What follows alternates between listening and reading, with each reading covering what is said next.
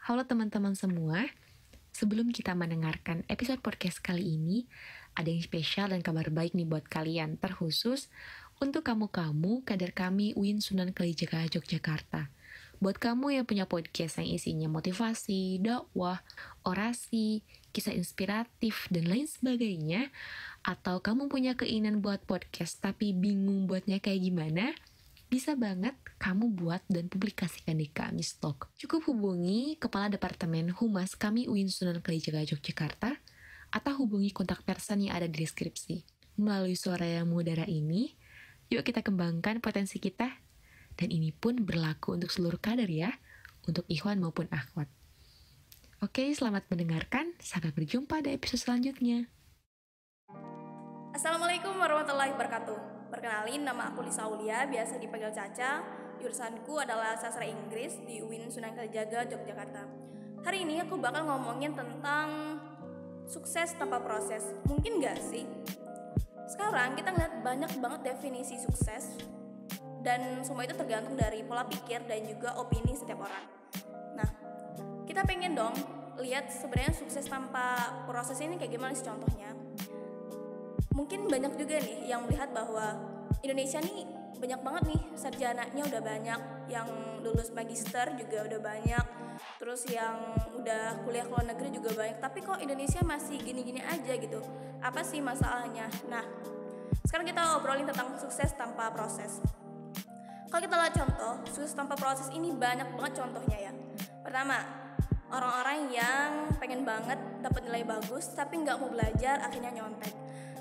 Orang-orang yang pengen banget karyanya atau karya tulisnya bagus tapi nggak mau baca, akhirnya copy paste. Orang-orang yang pengen banget dapat duit banyak tapi nggak pengen berproses, akhirnya korupsi. Banyak banget ya koruptor di Indonesia. Orang-orang yang pengen banget bikin konten untuk dapat duit tapi nggak mau berusaha untuk bermanfaat, akhirnya bikin kontennya ngeprank atau gosip atau nyambangin rumah artis sana sini. Orang banyak banget nih yang pengen sukses, pengen banget nanti uangnya bisa untuk beli baju branded inilah, sepatu branded inilah, atau tas branded inilah gitu. Dan pengen banget nih sukses terus dinilai oleh masyarakat bahwa mereka nih hebat. Banyak banget orang-orang sukses di luar sana yang kalau didefinisikan sukses secara alamiahnya sebenarnya nggak masuk sukses. Kok bisa gitu? Nah, emang banyak banget orang yang pengen sukses. Ya kita nggak munafik lah ya bahwa kita semua manusia di dunia ini pengen sukses. Tapi sayang banget nih, sukses itu selalu digambarkan dengan punya duit banyak, posisi yang tinggi, atau popularitas. Padahal ya, hasil-hasil tersebutlah yang memutarbalikkan definisi sukses itu sendiri. Kayak kita lihat sekarang aja ya, banyak banget youtubers yang oke lah subscribersnya jutaan, belasan juta, puluhan juta, tapi pas lihat kontennya, konten yang gak jelas, gak ngasih manfaat, bahkan lebih ngasih kemunduran bagi yang nonton. Beda banget sama yang aku lihat nih, channel-channel YouTube yang dia memang menginspirasi banget nih, ngobrolin tentang gimana sih dapat beasiswa, gimana cara belajar yang baik, atau gimana cara biar tetap suka baca buku dan lain sebagainya. Itu subscribersnya nggak sebanyak itu, bahkan nggak sampai jutaan, tapi mereka tetap senang melakukan itu. Nah, kenapa sih banyak banget yang akhirnya memutarbalikkan definisi sukses ini? Jadi ada satu faktor. Faktornya apa? Yaitu perbedaan pola pikir. Jadi ada dua pola pikir di dunia ini. Pola pikir yang tidak berkembang dan pola pikir yang berkembang. Pola pikir yang tidak berkembang itu apa sih? Pola pikir orang yang tidak berkembang itu tadi, dia pengen kaya tapi nggak mau berusaha, akhirnya korupsi.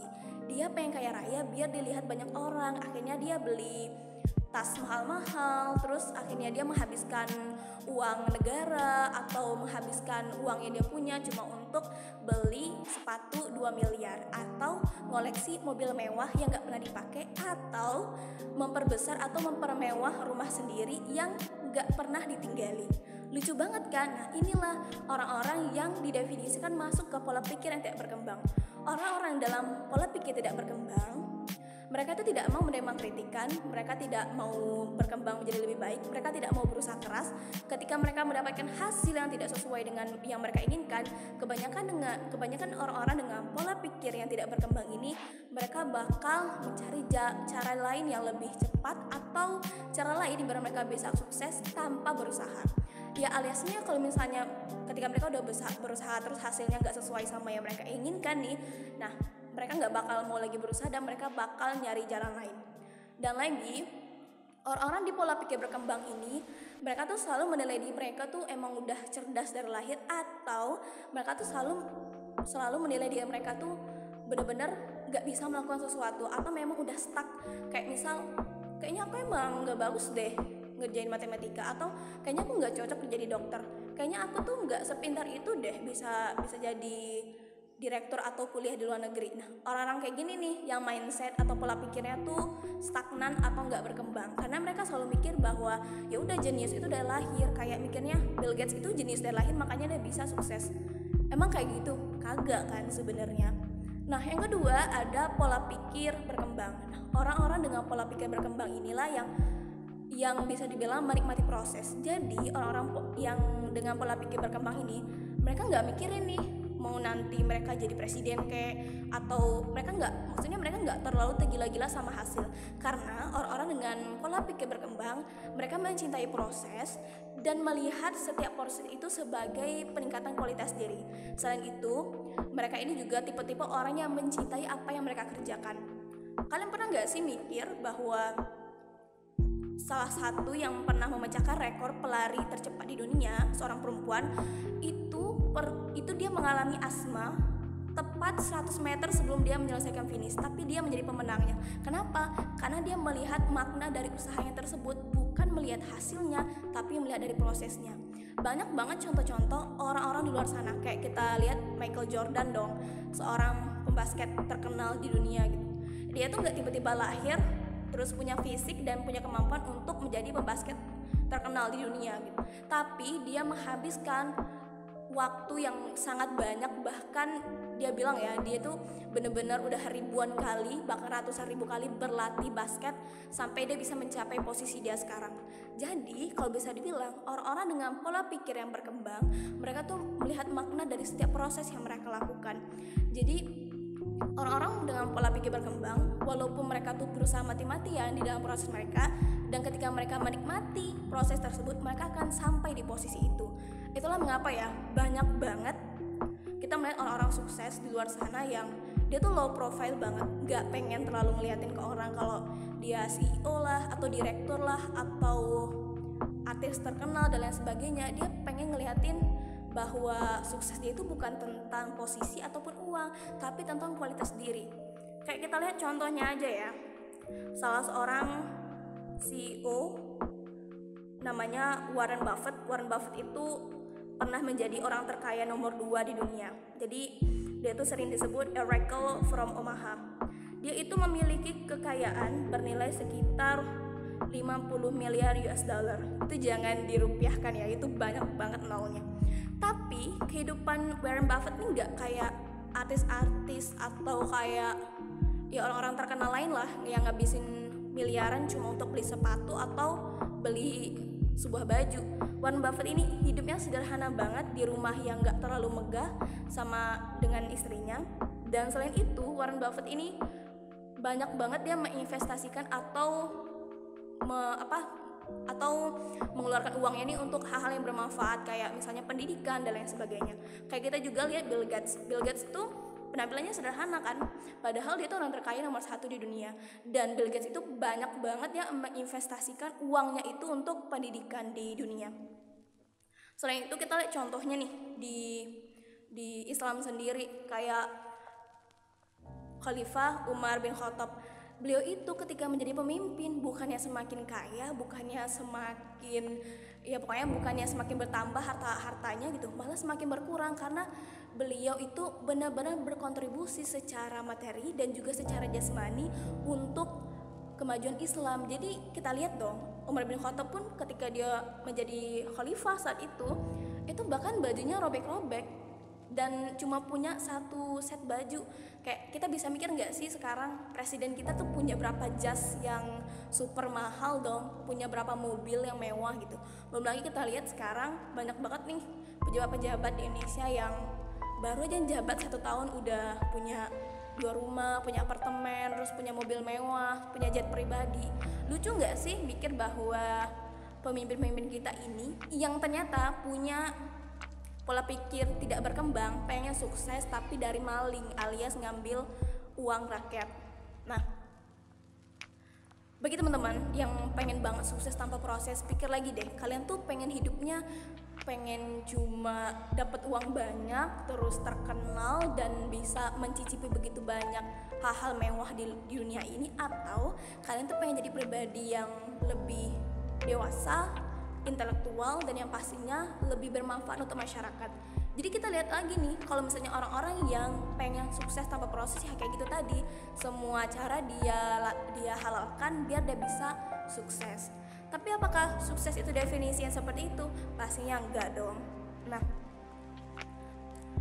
salah satu penulis terkenal namanya Morgan McCall di bukunya High Flyers, dia bilang kayak gini nih, sayang banget ya, orang-orang tuh banyak banget yang suka terhadap hal-hal yang menghambat perkembangannya. Kayak misal, orang-orang tuh lebih suka menggunakan kekuatannya atau menggunakan segalanya biar dia bisa dapat hasil yang cepat dan juga hasil yang luar biasa menakjubkan. Padahal banyak banget dari hal-hal tersebut yang tidak membantu perkembangan atau enggak juga membantu menumbuhkan skill baru yang dia butuhkan. Orang-orang kayak gini tuh mereka lebih percaya sama pujian-pujian dari orang lain. Jadi dia melakukan apapun biar terus dipuji sama orang lain. Dan dia tuh gak mau terlalu mikirin banget di kekurangannya dan gak mau memperbaiki kekurangannya. Orang-orang seperti ini, mereka tuh benci banget dikritik dan benci banget mengambil resiko. Karena ketika mereka mengambil resiko, mereka takut image mereka bakal rusak, atau mereka takut bahwa tadi pujian-pujian tersebut akan hilang. Padahal hal-hal tersebutlah yang menghambat kemajuan orang-orang di dunia ini. Ada salah satu, aku suka banget ayat ini di Al-Quran.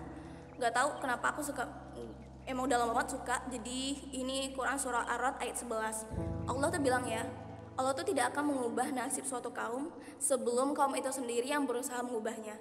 Jadi teman-teman semua, bagi kita yang pengen sukses, ayo kita melihat sukses itu bukan dari hasil tapi dari proses.